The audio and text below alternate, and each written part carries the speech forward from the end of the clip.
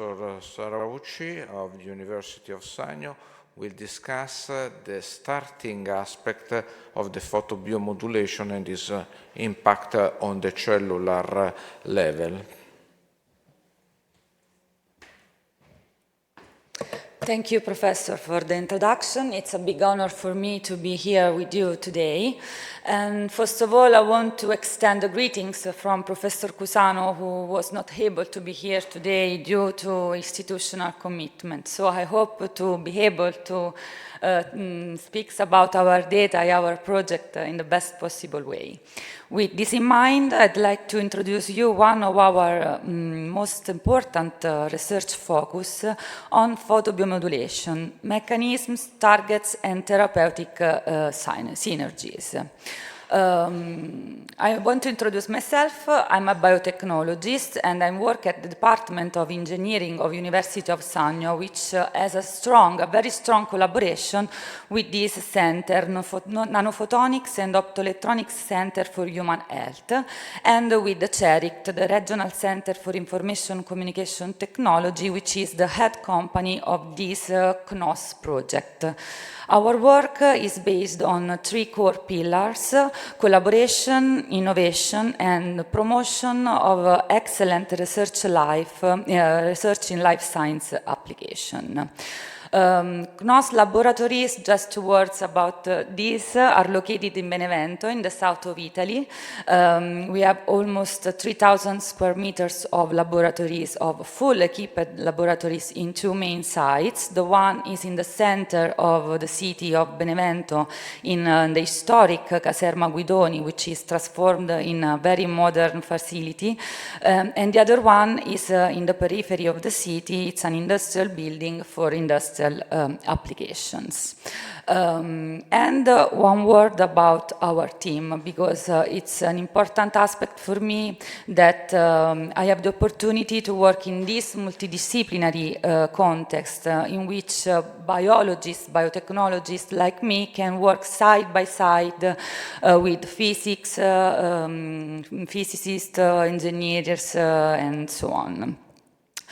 And even more, we have the advance to have two advisory boards, one advisory board which support our work, one advisory board for regenerative medicine chaired by Professor Caradonna, and one advisory board for precision medicine chaired by Professor Di Fiore. But let's talk about the protagonists of our research line. Light drives all of our research projects. We try to develop the different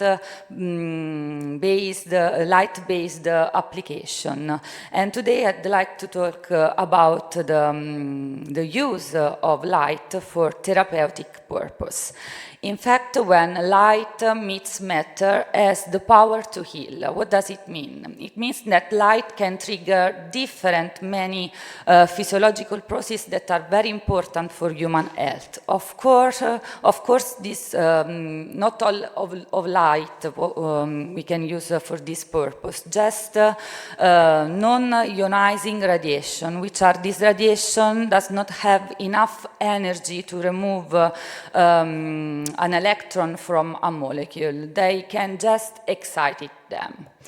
So photobiomodulation is a term that universally defines a kind of light therapy which use this kind of radiation from different light sources such as LEDs, lasers, broadband lights in the visible and infrared spectrum.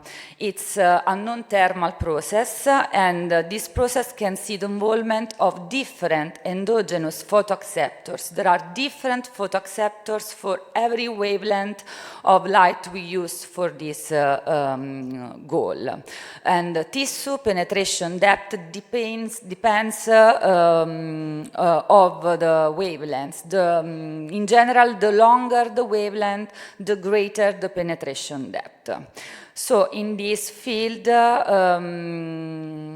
red and near-infrared light is the part of the spectra that plays an important and a very positive role in increase cellular proliferation and viability in different kind of cell. This red and infrared light lies in a so-called optical window, which is a window in which tissue penetration of light is maximized. And in this range of light, so for red and near-infrared light, the most validated photoacceptor is cytochrome C oxidase, which is a mitochondrial enzyme, and it has the power to transform this kind of light into a chemical stimulus able to trigger the expression of different molecules such as reactive oxygen species, nitric oxide, adenosine triphosphate, which are able to induce the upregulation of different genes expression of different growth factor involved in all of these processes very important into regenerative of the tissues. So recent advance nowadays expand the potential application of photobiomodulation.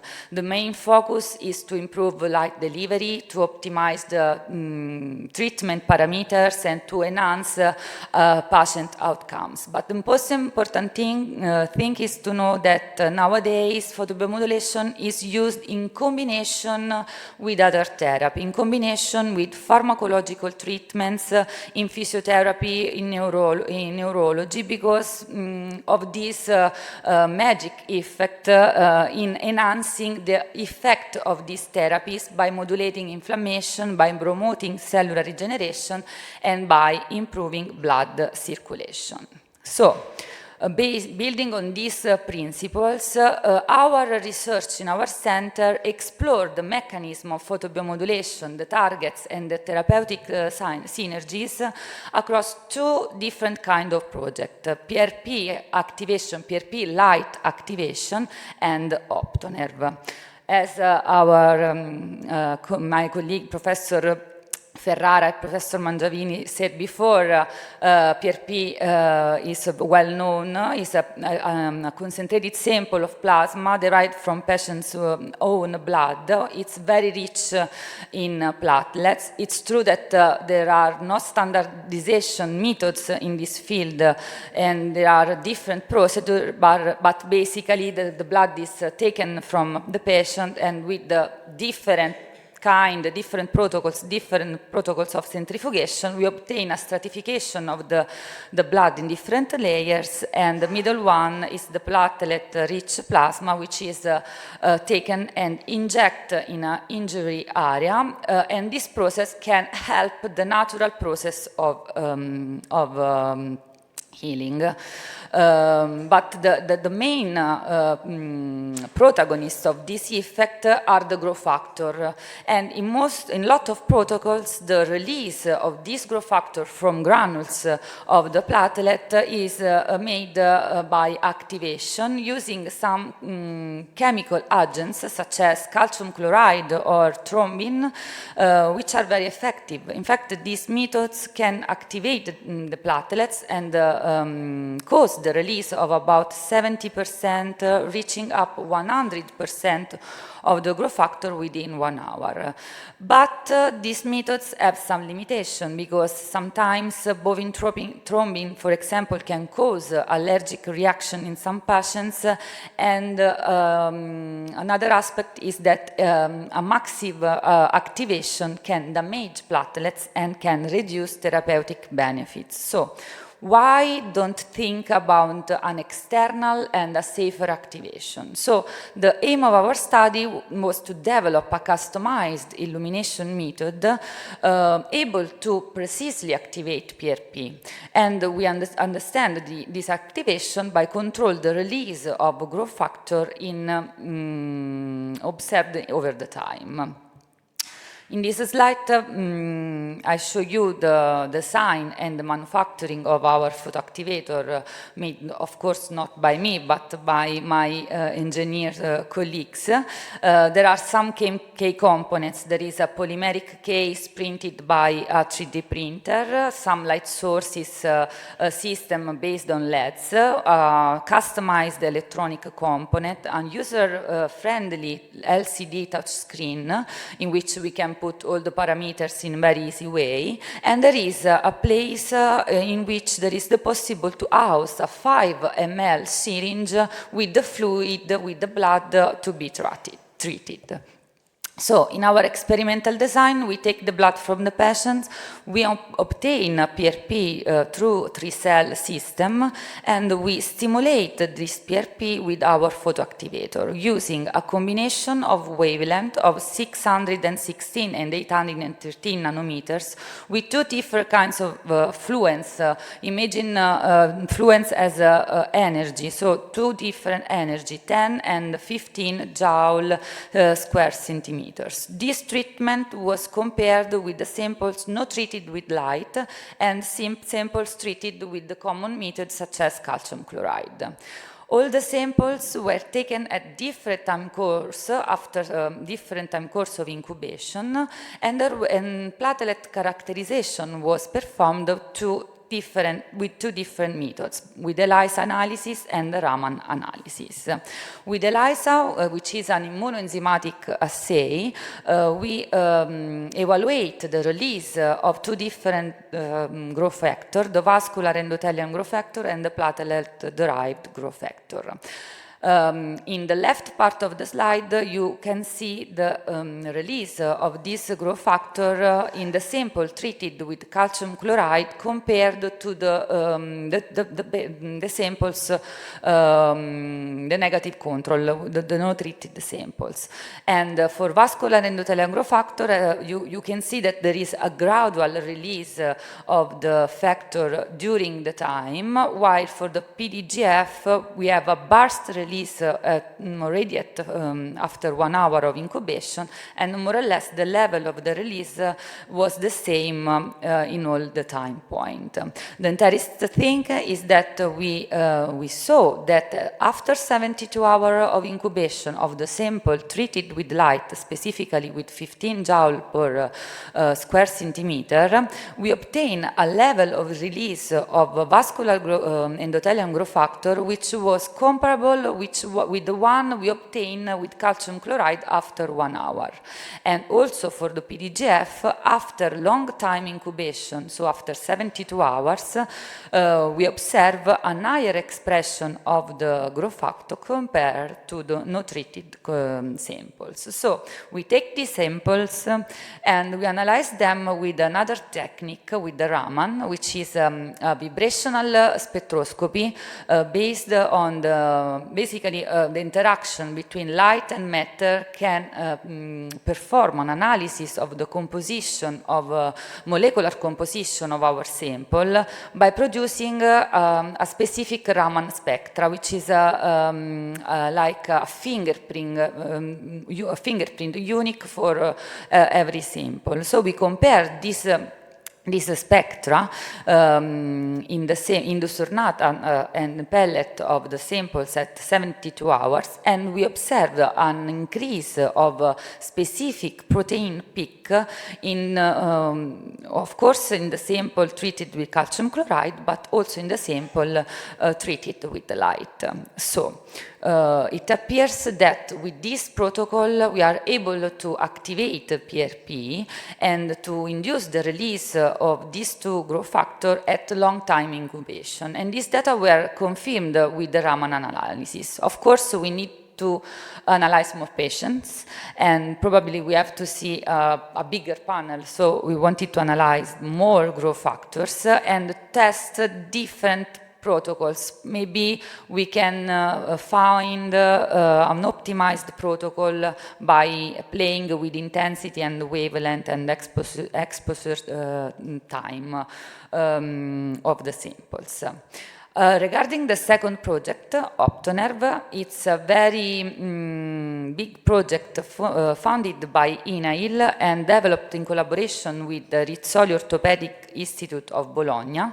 And the goal of this project is the neural optical stimulation for the restitution of sensory feedback. Basically, the current needs is that upper limb prostheses that do not provide sensory feedback. Even more, the actual electrical stimulation approaches have some limitation because they can cause stimulation artifacts and fibrotic tissue formation.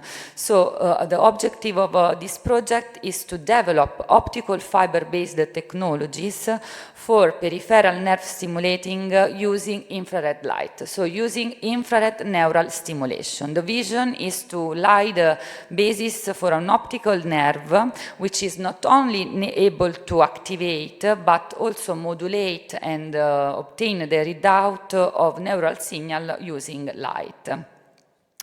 The mechanism of action of infrared neural stimulation is a photothermal mechanism. So the stimulation can increase the temperature of the membrane of the cells.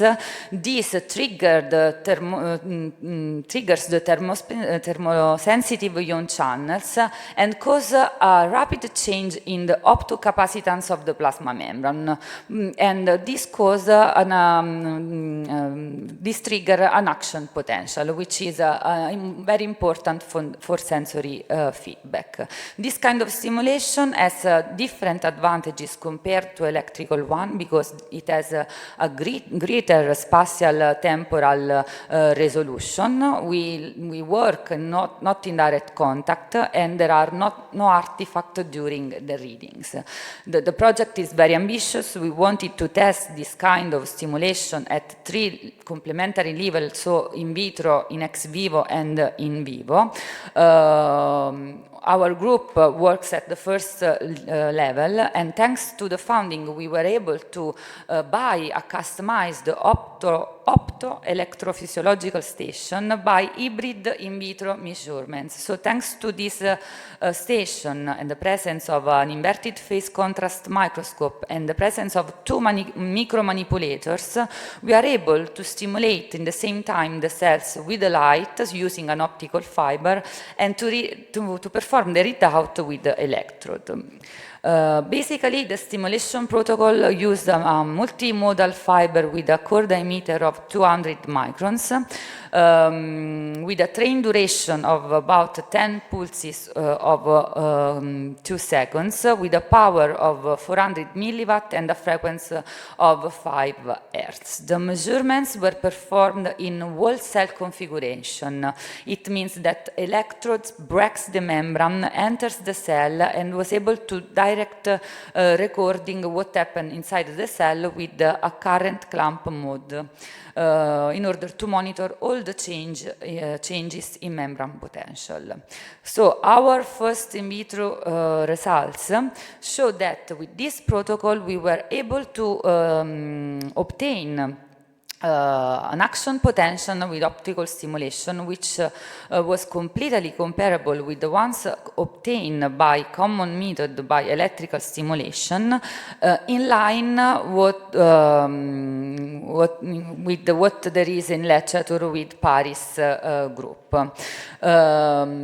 So, taking back with photobiomodulation, of course, photobiomodulation in nervous system has the same beneficial effect I told before. In particular, in peripheral nervous system, photobiomodulation can reduce pain, can improve local blood flow, and support nerve repair regeneration. So in OptoNerve project, photobiomodulation is investigated as a complementary optical strategy. Ion channel control neural excitability. Photobiomodulation can influence neural function through mitochondrial, ion channel, and synaptic pathway. So the goal of our project is to understand how it can influence also neural electrophysiology. It's integrated as a long-term neuromodulatory and neuroprotective approach, complementary to infrared neurostimulation, complementary to the fast photothermal neurostimulation strategies. Of course, this is in progress. I hope to see you again to show you very promising data. I want to thank to all of my group, in particular Professor Cusano and Professor Armando Ricciardi, and all of you for your attention.